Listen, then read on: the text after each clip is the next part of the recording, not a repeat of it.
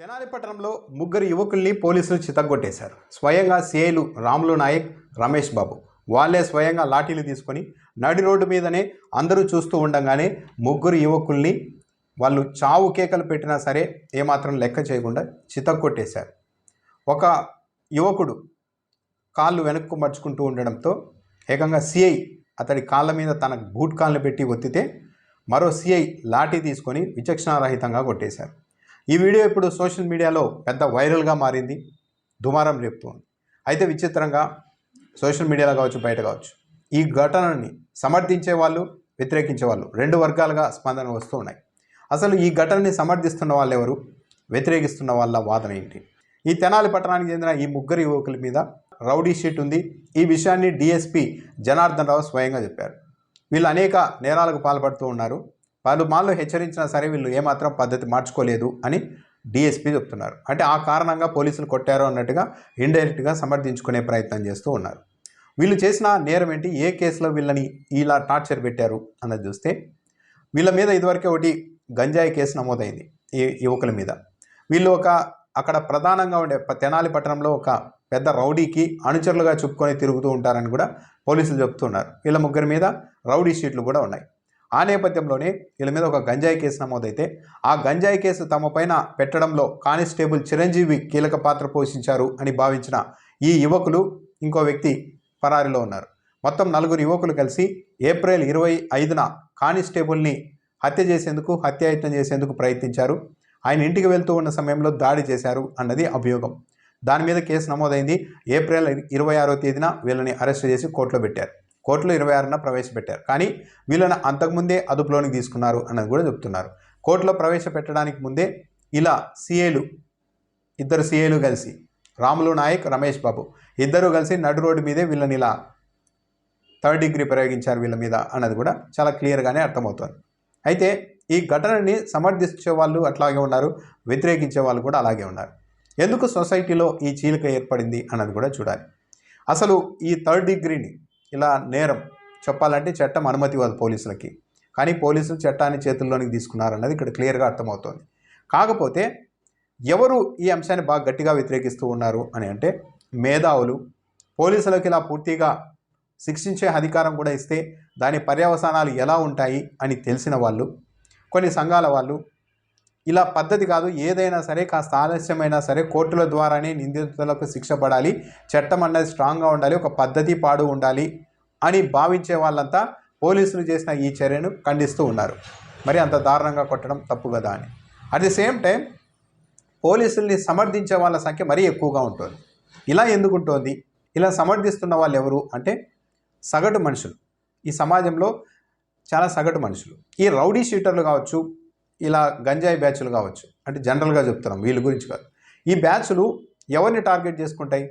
పెద్ద పెద్ద నాయకులనో, లేకుంటే నిరంతరం తమ చుట్టూ 10 మంది ఉండే పెద్ద వాళ్ళనో, సెక్యూరిటీ ఉండే వాళ్ళని టార్గెట్గా చేసుకోరు. వీళ్ళు అతి సామాన్యుల్ని, చిన్న పనులు చేసుకుని వెళ్ళే వాళ్ళని కూడా టార్గెట్ చేస్తూ ఉంటారు. వీళ్ళైతే ఏకంగా కానిస్టేబుల్ మీద కూడా దాడి చేశారని పోలీసులు చెప్తున్నారు. అది ఎంతవరకు నిజమన్నది కూడా కోర్టులే తేల్చాలి. వీళ్ళు చెప్తే సరిపోదు, పోలీసులు చెప్పినంత మాత్రాన సరిపోదు, అది కోర్టుల్లో తేలాలి, కోర్టులే దాన్ని నిర్ధారించాలి. ఇలా సగటు మనుషులు మా జోలికి ఎవరూ రాకుండా ఉంటే మేలు, మా చుట్టుపక్కల ఎలాంటి ఆకతీయ వ్యక్తులు, ఈ గంజాయి బ్యాచ్లు, రౌడీ షీటర్లు ఇలాంటి వాళ్ళంతా ఎవరూ లేకుండా, మా జోలికి ఎవరూ రాకుండా మా జీవితాలు సజావుగా, హ్యాపీగా, ప్రశాంతంగా జరిగితే చాలు అని కోరుకునే వాళ్ళంతా ఇలాంటి బ్యాచ్లు ఉన్నాయి అని తెలిసినప్పుడు అలజడికి గురవుతూ ఉంటారు. పైగా వీటిని సమర్థించే వాళ్ళు కూడా ఎవరు అంటే కోర్టుల మీద పరోక్షంగా నమ్మకాన్ని కోల్పోయిన వాళ్ళు. ఒక వ్యక్తుల్ని రౌడీ షీటర్లని, ప్రధానంగా రౌడీ షీటర్లు వీళ్ళంతా ఈ చట్టంలో ఉన్న లొసుకులతో ఆరితేరిపోతున్నారు. ఒక కేసులో అరెస్ట్ చేస్తే తీసుకెళ్తే కోర్టులో ప్రవేశపెడితే కోర్టు 1 నెల రోజులు రిమాండ్లో ఉంచి ఆ తర్వాత బెయిల్ ఇచ్చి బయటకు పంపిస్తున్నారు. ఇంతేనా అన్న ఉద్దేశంతో మళ్ళీ ఆ తర్వాత కూడా వీళ్ళు రెచ్చిపోతూ ఉన్నారు. సామాన్యుల మీద పడుతూ ఉంటారు ఈ బ్యాచ్లని, ఈ గంజాయి బ్యాచ్లు, ఈ రౌడీ షీటర్లు వీళ్ళదంతా. మహా అయితే ఏమవుతుంది, అరెస్ట్ చేస్తారు, కోర్టుకు వెళ్తాము, బెయిల్ వస్తుంది, బయటకు వస్తాం అన్న ధోరణి పెరిగిపోవడంతో వీళ్ళు ఎవరిని లెక్క చేయడం లేదు. అందువల్లే చాలా విపరీతమైన పరిణామాలు ఇటీవల సమాజంలో చోటు చేసుకుంటున్నాయి అని భావించే వర్గాలు కూడా ఈ మధ్య ఎక్కువ అయ్యాయి. దానివల్లే ఇలా పోలీసులు అక్కడికక్కడే శిక్షిస్తే దాన్ని స్వాగతించే పరిస్థితికి చాలామంది వెళ్ళిపోతున్నారు. సరే, దీన్ని వ్యతిరేకించే వాళ్ళు ఎక్కువ ఉంటున్నారా, సమర్థించే వాళ్ళు ఎక్కువ ఉంటున్నారా అన్నది కూడా ఒక ప్రశ్న. ఈ మోడల్ అంతా యూపీ మోడల్. యూపీలో యోగి ఆదిత్యనాథ్ ముఖ్యమంత్రి అయిన తర్వాత ఇలాంటి వారానికో వీడియో వస్తుంటాయి యూపీకి సంబంధించి. ఆకతాయిల విషయంలో కావచ్చు, రౌడీ షీటర్ల విషయంలో కావచ్చు, పోలీసులు పట్టుకెళ్ళడం, నడి రోడ్డు మీద ఇష్టానుసారం కొట్టేయడం, ఆ వీడియోని కూడా రిలీజ్ చేయడం, లేకుంటే ఒకవేళ పోలీస్ స్టేషన్లో కొడితే మళ్ళా వాళ్ళు ఆ నిందితుడు కుంటుకుంటూ వస్తున్న దృశ్యాల్ని బయటకు విడుదల చేయడం, ఇవన్నీ చేయడం ద్వారా ఒక భయాన్ని సృష్టించాలి నేరస్తుల్లో. అంత కోర్టుల ద్వారానే అంటే ఇప్పుడు నడిచే వ్యవహారంగా లేదు అన్నది యూపీ మోడల్. ఆ యూపీ మోడల్కి ఆకర్షితులవుతున్న వాళ్ళలో జనాల్లో ఎక్కువ మంది ఉంటున్నారు. ఇలాంటి నేరస్తులకి యోగి ఆదిత్యనాథే కరెక్టు, రౌడీ షీటర్లను ఎన్కౌంటర్లు చేయడమే కరెక్టు. వాళ్ళని తీసుకెళ్లి కోర్టులో పెట్టడం, అక్కడ వాళ్ళని మేపడం, ఆ తర్వాత ఎప్పటికో కొన్ని ఏళ్ల తరబడి ఎదురు చూస్తూ ఉండడం శిక్షల కోసం. ఆలోపు మళ్ళీ బయటకు వచ్చి ఎన్ని దుర్మార్గాలు చేయాలో అన్ని దుర్మార్గాలు చేస్తూ ఉన్నారు ఇలాంటి వాళ్ళంతా. కాబట్టి ఇలాంటి వాళ్ళందరికీ యోగి ఆదిత్యనాథే కరెక్టు. అప్పటికప్పటికే వీళ్ళకి దాని పర్యవసానాలు ఏంటో చూపిస్తేనే సమాజం హద్దుల్లో ఉంటుంది అనే సెక్షన్లు కూడా పెరుగుతున్నాయి. వాళ్ళందరూ కూడా పోలీసులు చేసింది కరెక్టే. రౌడీ షీటర్లు ఏకంగా పోలీస్ కానిస్టేబుల్ మీదే దాడి చేసే స్థాయికి వెళ్ళిపోయిన తర్వాత, అప్పటికే రౌడీ షీట్ ఉన్నా కూడా పలు కేసుల్లో వార్నింగ్లు ఇచ్చిన తర్వాత కూడా వీళ్ళు లెక్క చేయడం లేదు అంటే వీళ్ళు సమాజానికి హానికరమే కదా. వీళ్ళలో భయము భక్తి ఉండాలంటే పోలీసులు అలా నడి రోడ్డు మీద అందరి సమక్షంలో చితక్కొట్టడం కరెక్ట్. ఇవి చూసిన తర్వాత ఇలాంటి రౌడీ షీటర్లుగా గంజాయి బ్యాచ్లుగా మారడానికి కూడా ఫ్యాషన్గా తీసుకుంటున్న వాళ్ళు కూడా భయపడతారు. సమాజంలో లా అండ్ ఆర్డర్ నిర్వహణ కంట్రోల్లో ఉంటుంది అని భావించే వాళ్ళు కూడా ఉంటున్నారు. వాళ్ళందరూ కూడా నిన్న ఆ ముగ్గురు యువకుల్ని ఆ రోడ్డు మీద అంత విచక్షణారహితంగా పోలీసులు కొట్టడాన్ని స్వాగతిస్తూ ఉన్నారు. దీన్ని ఏది కరెక్ట్ కాదు అని పూర్తిగా చెప్పడానికి కూడా లేకుండా పోతుంది. అల్టిమేట్గా రీజన్ ఎక్కడికి వస్తుందంటే కోర్టుల దగ్గరికి వచ్చి ఆగుతోంది. కోర్టులు వేగంగా పనిచేసి కనీసం ఇలాంటి నేరాలు చేసి సమాజంలో అలజడికి కారణమవుతున్న వారి విషయంలో అయినా వేగంగా ఆ కేసుల్ని విచారించి తప్పో రైటో తేల్చి శిక్షలు వేస్తే ఒక భయం అన్నది ఈ గ్రూపుల్లో ఉంటుంది. కానీ అలాంటి పరిస్థితి కనిపించడం లేదు. ఒక కేసు సాల్వ్ అవడానికి ఏళ్ల తరబడి పడుతోంది. ఆలోపు వీళ్ళు విచ్చలవిడిగా ఇంతే కదా ఇంకేమవుతుంది అని రెచ్చిపోతున్నారు. కాబట్టి ఇలాంటి చోట ఇలాంటి వ్యవహారాలు కూడా తప్పదు అని సమర్థించే వాళ్ళు కూడా ఉన్నారు. ఇక్కడ పోలీసుల వ్యవహారాన్ని కూడా చూడాలి. వాళ్ళ కోణంలో నుంచి కూడా పోలీసులు కూడా కొన్ని చెప్తూ ఉంటారు వాళ్ళ వర్షన్ కూడా.